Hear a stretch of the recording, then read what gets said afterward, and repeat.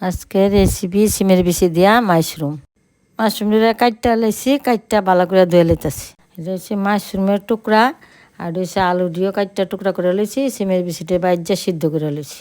আদা, কাঁচামরিচ, পেঁয়াজ, রসুন কোয়া, তেজপাতা, শুকনা মরিচ, এলাচ, দারচিনি সবটির একলগে মিক্সকার করে লইছি। প্রয়োজনীয় মশলা দিলে লইছি। গরম মশলার গুঁড়া, মরিচের গুঁড়া, হলুদের গুঁড়া, জিরা ধনিয়ার গুঁড়া, আদা, রসুন, কাঁচামরিচের পেস্ট, তেজপাতা, শুকনা মরিচ, পেঁয়াজ কুচি, এলাচ, দারচিনি। কড়াই গরমের উপরে তেল দিয়ে লাইছি। এরপরে শুকনা মরিচ, তেজপাতা, পেঁয়াজ কুচি দিয়া সম্বাস দিয়েছি। তারপরে আমি পেস্টটা দিয়ে লাড়াই লাইছি।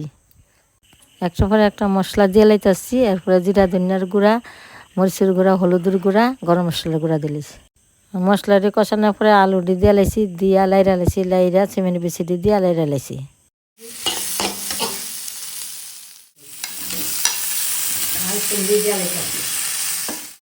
মাশরুম দেওয়ার পরে আমি ভালো করে লাইরা লাইতেছি।